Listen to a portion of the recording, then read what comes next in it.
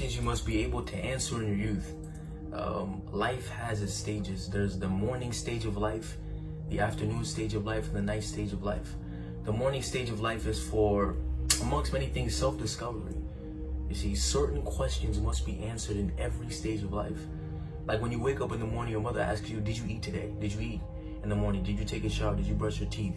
Because in the morning time is where you're preparing for the afternoon. That's how it works in life. There's certain questions that you must be able to answer in that morning stage in your youth. I'm going to lay those questions for us. Number one, the first question you must be able to answer in your youth, in that morning stage of life, in the self-discovery stage of life, in the gathering stage of life, the stage in life in which you're gathering materials and substance to carry you through the afternoon stage of life. The first question is, why am I here? You must be able to answer that question. Why am I here? The inability to answer that question is the reason why many people are walking unaccurately in life, walking randomly, doing random things. Because when you first define purpose and assignment, it gives credence to every decision you make.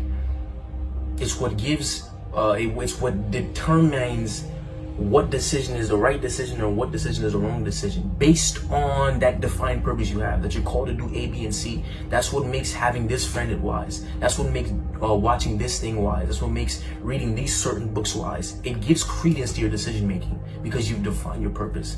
You see that?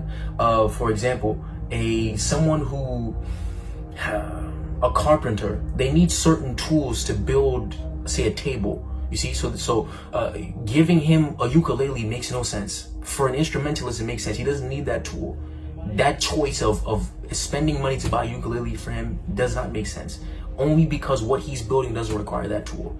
Sometimes what you're building doesn't require that kind of friend, that kind of association. You have to have that wisdom. That's the first question. Why am I here? What is my purpose? That defines what gives credence to your decision making. The number two question, who is God? Very important. You see that? There's no way you can even connect to purpose or connect to assignment or connect to divine appointment without first being able to answer that question. Who is God? Just be in a state of, don't just think you're going to walk through this wicked world without some sort of connection to God. You're fooling yourself. This world is wicked. It's either you'll make it by God or you'll make it by some familiar spirit. But who is God? Where do I find God? How do I find him? Young people have to ask these questions. You can't just walk in life acting like God doesn't make a difference. No, sir. No. Big mistake. Big mistake. One of the number one things old people or people that mature in age regret in their life is that they never developed a relationship with God early on in life. And I'm not just saying God generically. The God the Father, the God of Abraham, Isaac, and Jacob through Jesus Christ. I'm not just talking about some random religion, some random, no. He said in the Bible that I am the way, the truth, and the life, and no one can come to the Father except through me. I've spoken about this before, the law of mediums, not a generic God in the air somewhere floating around. No, that's not how the world works. There's a medium. The medium that connects you and I right now is technology. The medium that gets you to work or to school is transportation. The way this world and the eons function is that there's always a medium between two or more entities. You don't just connect to God randomly. There's a medium, and his name is Jesus Christ. You see that?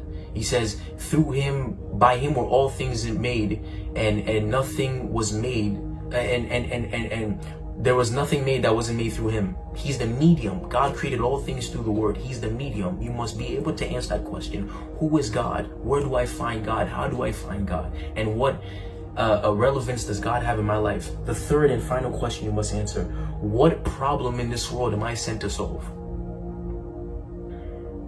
You have no relevance in this life if you're not here to solve a problem.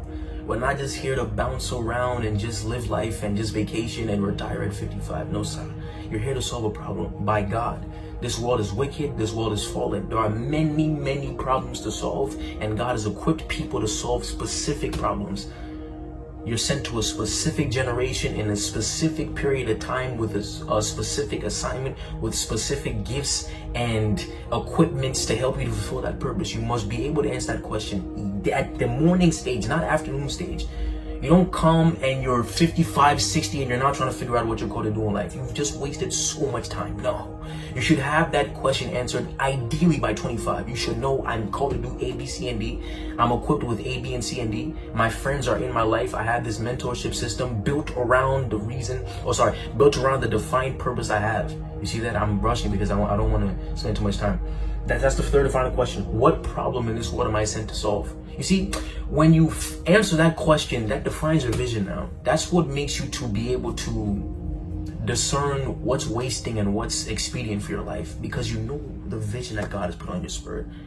You know what you're sent to do. You know what problem you're sent to solve. And even if you're not solving that problem right then and there, you're developing yourself to be at that stage.